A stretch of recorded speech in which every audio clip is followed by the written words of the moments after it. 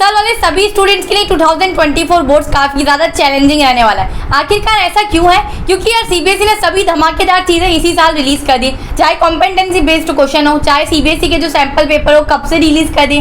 अब जो बची थी एक कमी, जो सीबीएसई के एडिशनल क्वेश्चन बैंक की, वो भी रिलीज हो चुका है। बच्चों के कॉन्टिन्यूसली मुझे मैसेजेस आ रहे हैं टेलीग्राम पे, इंस्टाग्राम पे कि दी क्या इस साल वाला जो पेपर होने वाला है बोर्ड का, क्या वो टफ होगा? क्या इस चीज को यार बताने के लिए मुझे सीबीएसई के सारी चीजों को आप लोग को डिटेल में बताना पड़ेगा। क्या आप लोग की कौन से सब्जेक्ट के पेपर में क्या चीजें टफ आती हैं और क्या सच में इस साल का पेपर आप लोग का टफ आने वाला है? सीबीएसई ने ऐसी कुछ चीजें बताई है आप लोगों को, ऑफिशियल न्यूज जानते हैं।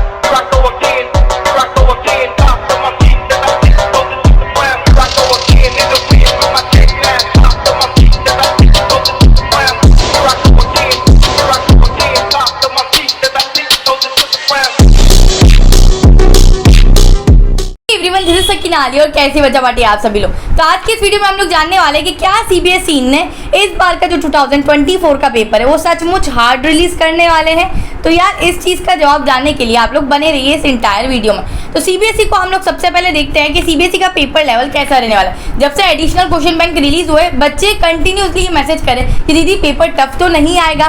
तो चलो मैं सबका टॉपिक्स वाइज बताने वाली हूँ कि यार कौन से सब्जेक्ट का कौन सा टॉपिक ईजी आएगा, मॉडरेट आता है और क्या चीजें डिफिकल्ट आती हैं, जिससे कि तुम लोग को पता चल जाएगा कि पूरा पेपर टफ नहीं आने वाला है। कुछ पर्टिकुलर चीजें ऐसी है जो कि इस साल काफी ज्यादा टफ होने वाली। तो चलिए यार स्टार्ट करते हैं। सबसे पहले अगर मैं बात करूं इंग्लिश की, क्योंकि सभी बच्चों को पता होगा कि आप लोग का इंग्लिश का पेपर सबसे पहला पेपर होता है। चाहे आप लोग इतिहास गवाए कितने भी साल तक का, पिछले साल तक का या उससे पहले का टाइम टेबल उठा के देख लीजिए, इंग्लिश का पेपर सबसे पहला पेपर आप लोग का होता है। अगर मैं बात करूं कि इंग्लिश का पेपर दीदी क्या टफ होता है, बिल्कुल भी इंग्लिश का पेपर टफ नहीं होता है। बट हाँ, अगर दो चीजें बात करें तो सबसे पहले कि इंग्लिश का पेपर क्या दीदी लेंथी होता है, तो ऑफकोर्स इंग्लिश का पेपर जरूर लेंथी होता है। आप लोगों को 3 घंटे का समय भी बहुत कम लगने लग जाता है। कंटिन्यूसली लिखने के बाद हमें ऐसा लगता है कि यार ये 3 घंटे हो चुके हैं, लिटरली हमें बिलीव नहीं होता है, बिकॉज यार पेपर इतना लेंथी है। और अगर तुमने कुछ भी तरीके से टाइम वेस्ट करने की कोशिश करी, किसी दोस्त की हेल्प करी या फिर अपना कुछ पूछने में किसी से टाइम वेस्ट किया, 1-2 नंबर के एमसीक्यूज के पीछे यार बड़े बड़े क्वेश्चंस को मत छोड़कर आना, क्योंकि अगर तुम टाइम वेस्ट करोगे तुम्हारे पास इनफ टाइम ही नहीं है कि आप लोग पीछे के सेक्शंस को बिल्कुल अच्छे तरीके से लिखें। तो मैं आप लोग को एक सजेशन देना चाहूंगी कि रीडिंग सेक्शन से नहीं स्टार्ट करते हुए पेपर हमेशा पीछे से स्टार्ट करना, सेक्शन डी से, जो कि आप लोग का लिटरेचर होता है, जो कि ज्यादा मार्क्स कवर करता है। रीडिंग सेक्शन में पढ़ने में काफी ज्यादा टाइम हमारा कंज्यूम होता है। दूसरी बात करते हैं अगर हम लोग कि दीदी इंग्लिश का पेपर हार्ड आता है या इजी, तो सारे सेक्शंस इजी आते हैं, चाहे लिटरेचर वाला हो या फिर दूसरे सेक्शन हो। बट अगर मैं बात करूं रीडिंग सेक्शन में, तो रीडिंग सेक्शन में हमारे पास यार अनसीन पैसेजेस ऐसे आते हैं जो कि हमारे सर के ऊपर से जाने लग जाते हैं, और समटाइम्स उसमें क्वेश्चंस भी ऐसे आते हैं जो कि हमसे बन नहीं पाते। तो उसके लिए आप लोगों को क्या करना है बच्चा बाटी, ज्यादा से ज्यादा सैंपल पेपर की प्रैक्टिस करना, जिसमें कि आप लोगों को रीडिंग पैसेजेस मिल जाएंगे। जितनी ज्यादा प्रैक्टिस करोगे उतनी ज्यादा इंग्लिश भी इंप्रूव होगी, साथ ही साथ क्वेश्चन के आंसर्स बनने लगेंगे। अब यार इसको तो प्रेडिक्ट नहीं कर सकते कि रीडिंग पैसेज कैसे आए, बट हाँ अगर जो हमारा जो ग्रामर सेक्शन होता है ये भी अगेन हमारा डिफिकल्ट आता है, पर इसको हम लोग क्या कर सकते हैं, बहुत अच्छे से प्रैक्टिस कर सकते हैं और इसमें एक भी नंबर डिडक्ट नहीं करवाना है हमें, ये मान के चलो आप लोग, ठीक है। इसे हम लोग को दिमाग में आप लोग का बिठा लेना है। चलिए नेक्स्ट पेपर की अगर मैं बात करूँ, जो कि होता है हमारे पास साइंस का पेपर।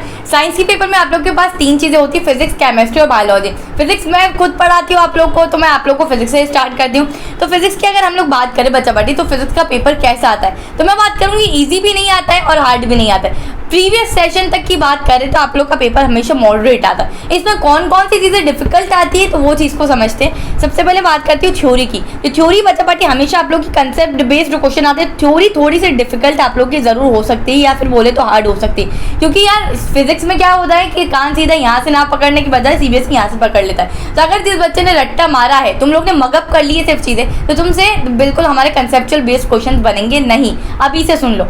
अगर बात करें न्यूमेरिकल्स की, जिससे हमें बहुत डर लगता है, तो न्यूमेरिकल से डरने की जरूरत नहीं है बच्चा पार्टी। न्यूमेरिकल्स इजी आते हैं, just you have to put the values and आप लोग का आंसर आ जाए। बात करो इलेक्ट्रिसिटी के, न्यूमेरिकल्स आसान होते हैं, ओम्स लॉ करके जाना, ग्राफ आता है, बीआई आईवी ग्राफ आता है। साथ ही साथ अगर बात करूं मैं आप लोग की लाइट की, तो उस पर रे डायग्राम्स आप लोग अच्छे से करके जाना, क्योंकि हर जो आप लोग के पास जो क्वेश्चन होता है न्यूमेरिकल का, उसमें आप लोग को जरूर रे डायग्राम बनाना आना चाहिए, ठीक है। तो फिजिक्स का समझ में आ गया। अगर मैं बात करूँ आगे बायोलॉजी की, तो बायोलॉजी में बच्चा पार्टी बायोलॉजी पूरा अगेन पूरा ईजी आता है, बट बच्चे क्या भूल जाते हैं बायोलॉजी में, वो है हमारे डायग्राम।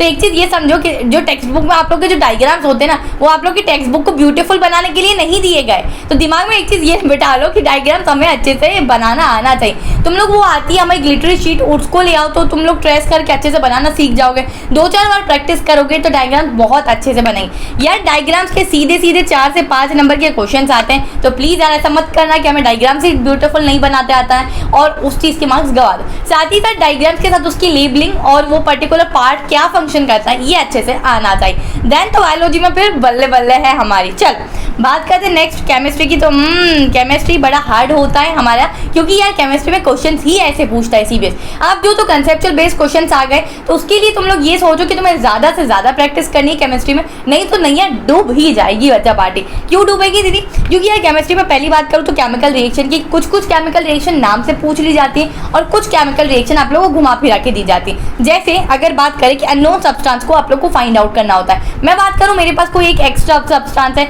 इसको मैंने हाइड्रोक्लोरिक एसिड में डाला है और मेरे पास कोई एक गैस रिलीज हो रही है, ठीक है। मैंने बोला कि उसकी स्मेल बहुत मतलब अलग अलग तरीके से आपको डिफाइन कर सकते हैं। Now you have to find out the substance X और वाई, ठीक है। वाई कोई सब्सटेंस हो सकता है कि जो हमारा प्रेसिपिटेट बन रहा हो, किसी भी तरीके से आपको क्वेश्चन घुमा देगा।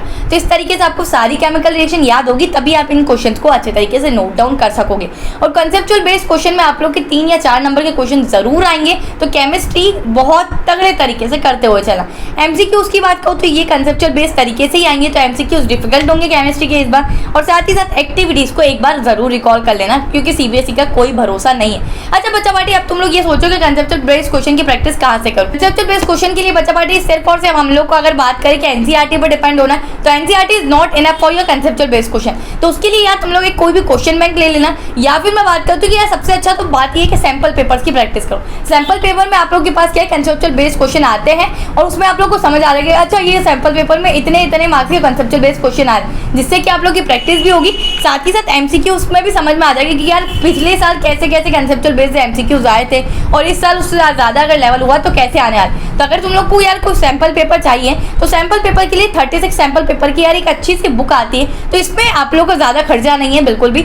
ये बुक पे सारे सब्जेक्ट्स इंक्लूड है। मैंने जैसे अभी बात करा ना इंग्लिश के लिए सैंपल पेपर सॉल्व करना, तो you will get an idea कि कैसे रीडिंग पैसेज हमारे पास आता है। तो अगर मैं बात करूँ इसमें रीडिंग पैसेज की, तो बहुत तगड़े तरीके से इसमें रीडिंग पैसेजेस दिए गए, अनसीन पैसेजेस। तुम सॉल्व करोगे तो इंग्लिश में मार्क्स नहीं कटेंगे। ग्रामर दी गई और साइंस के लिए तो इससे अच्छी बुक कोई हो ही नहीं सकती। जितने ज़्यादा तुम सैंपल पेपर सॉल्व करोगे उतने ज़्यादा कंसेप्चुअल बेस्ड क्वेश्चन भी अच्छे से बनने लगेंगे। साथ ही साथ एमसीक्यूज की प्रैक्टिस बहुत अच्छे तरीके से होगी। अपना एक टाइमर सेट कर लिया करो और एनवायरमेंट ऐसा बनाया करो कि मैं यार क्या कर रहा हूँ, बोर्ड का पेपर सॉल्व कर रहा हूँ। तो तरीके से तुम लोग सैंपल पेपर अच्छे तरीके से सॉल्व कर पाओगे और बहुत तगड़े तरीके से आप लोग मार्क्स ला पाओगे बोर्ड्स में। अगर तुम लोग चाहते हो इस बुक को यार परचेस करना, तो यार मेक श्योर कि मेरी दी गई लिंक से ही परचेस करो, बिकॉज इस पर अभी 20 से 30% तक का डिस्काउंट चल रहा है। और अगर मेरी लिंक से परचेस करोगे तो इतना डिस्काउंट श्योरली तुम लोग को मिलने वाला है। तो यार एक ही बुक पे सारे सब्जेक्ट्स कवर हो रहे हैं, तो बार बार अलग अलग बुक लेने की जरूरत वहीं यहाँ खत्म हो जाएगी। चलिए बात करती हूँ कि क्या है यहाँ पर दीदी हमारे पास साइंस का पेपर लेंदी आता है। नहीं, साइंस का पेपर कभी भी लेंदी नहीं आता है। 3 घंटे में आराम से साइंस का पेपर सॉल्व हो जाता है। तो 3 घंटे में सॉल्व तभी होगा जब तुमने अच्छे तरीके से प्रिपरेशन कर रखी होगी, ठीक है। चलिए बात करते हैं अब नेक्स्ट सब्जेक्ट पर, जो कि हमारा एसएसटी। तो एसएसटी का हमारे पास पेपर कैसा आता है? लेंदी आता है? बिल्कुल भी नहीं। तो दीदी फिर आता कैसा है? तो हमारे पास एसएसटी में 4 सब्जेक्ट्स होते हैं। बात करो अगर हिस्ट्री की, तो ये हमेशा टफ आता है, बट कोई बात नहीं बच्चा पार्टी, इसमें मैं आप लोग को मोस्ट इंपॉर्टेंट क्वेश्चंस बता दूंगी, जो कि हर साल रिपीटेड है और इस साल भी 99% आने की गारंटी है, ठीक है। तो आप लोग शॉर्ट्स ज़्यादा टाइम नहीं लूंगी, शॉर्ट्स के तरीके से बता दूंगी। अब यार शॉर्ट्स के तरीके से मैंने सभी के साइंस के मोस्ट इंपॉर्टेंट क्वेश्चन दिला रखे, चाहे कंट्रोल एंड कोऑर्डिनेशन हो, लाइफ प्रोसेस हो, या फिर लाइट हो, या फिर केमिकल रिएक्शन। तो 1-1 मिनट का जो शॉर्ट्स होता है ना, उसमें मैंने सभी बता दिए मोस्ट इंपॉर्टेंट क्वेश्चन। और एसएसटी के लिए भी मैं सेम तरीके से आप लोग के लिए लेकर आ जाऊँगी। बात करते हैं इकोनॉमिक्स की, तो अगेन ये भी टफ होता है, पर डरने की बात नहीं है। पिवानी और Sakina di is here, so don't tough है। इसके भी मोस्ट इंपॉर्टेंट क्वेश्चंस मैं लेकर आप लोग के लिए आ जाऊँ। बट अगर मैं बात करूँ ज्योग्राफी और सिविक्स की, तो यार ये मॉडरेट और इजी लेवल का होता है, इतने हार्ड क्वेश्चन नहीं आते। बट अगर तुम लोग बोलोगे तो इसके भी अगर मोस्ट इंपॉर्टेंट क्वेश्चन तुम्हें चाहिए तो let me know in the comments, तो मैं इसके लिए रिलेटेड आप लोग को शॉर्ट्स अपलोड कर दूंगी, ठीक है। करते हैं मैथमेटिक्स की, तो दीदी मैथ से बड़ा डर लगता है। अरे यार मैथ सब्जेक्ट ऐसा नहीं है कि बिल्कुल डर लगता। ये एक ऐसा सब्जेक्ट है जिसपे तो तुम 100 में में से 100 भी स्कोर कर सकते हो। तो डरने का नहीं, डर के आगे जीत है, ठीक है। तो अब एनसीईआरटी तुम लोग अगर मैथ्स में अच्छे से करते हो तो मैं तुम लोग को एक गारंटी दे सकती हूँ यार, मेरे बिल्कुल 9.8 CGPA आए थे आप लोग की क्लास 10th में, और मैथ्स में सबसे ज़्यादा अच्छे मार्क्स आए थे। कैसे? सिर्फ और सिर्फ मैंने एनसीईआरटी करी थी। अब यार एनसीईआरटी की बात, तुम्हारी एक चीज़ बहुत अच्छी होनी चाहिए जो कि है स्पीड। अगर तुम्हारी स्पीड अच्छी नहीं होगी बच्चा पार्टी, तो तुम्हारा पेपर श्योरली छूटेगा, क्योंकि कैलकुलेशन में काफ़ी ज़्यादा टाइम आप लोग का जाता है। कैलकुलेशन फास्ट होगी तो पेपर 15 से 20 मिनट्स पहले कंप्लीट हो जाएगा। मेक श्योर कि आप लोग का पेपर एटलीस्ट 10 से 15 मिनट्स पहले कंप्लीट हो जाए, बिकॉज आप लोग रिवाइज करो। समटाइम्स क्या होता है, हमें इतनी एंजाइटी हो जाती है, हम इतना एक्साइटमेंट लेवल में होते हैं कि हम लोग पेपर में कुछ कुछ क्वेश्चंस भूल जाते हैं करना, और या फिर गलती से छूट जाते हैं। वो हमें आता तो ज़रूर है बट छूट जाता है। मेरे साथ जब when I was a student, मेरे साथ बहुत बार ऐसा होता था। मेरे पास सिगरेट करने के अलावा कोई ऑप्शन नहीं होता था। तो प्लीज़ बच्चा पार्टी, तुम लोग क्वेश्चंस भूल ना जाओ। इससे अच्छा 10 से 10 मिनट पहले तुम लोग पेपर को कंप्लीट करना और चेक करना कि क्या मैंने सारे क्वेश्चंस अटेम्प्ट किए, और अगर नहीं किया होगा तो you have 10 minutes to complete particular question, ठीक है।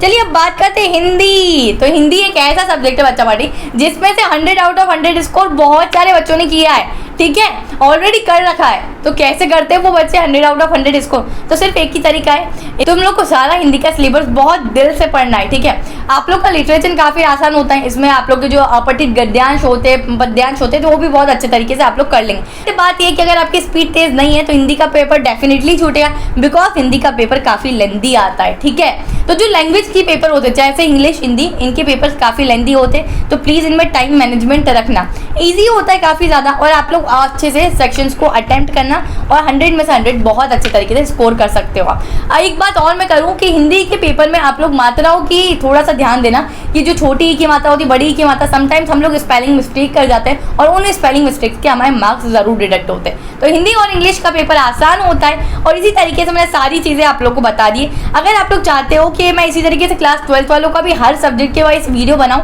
तो आप लोग मुझे ज़रूर कमेंट में बता सकते हैं। Till then keep learning. और क्लास 10th वालों और कौन सा नया कंटेंट चाहिए, क्या मैं आप लोग के लिए CS और IT का कंटेंट लेके आऊँ, तो let me know in the comment section. Till then keep learning. Channel पे नया हो तो ज़रूर चैनल को सब्सक्राइब करना, बेल आइकन को प्रेस करना।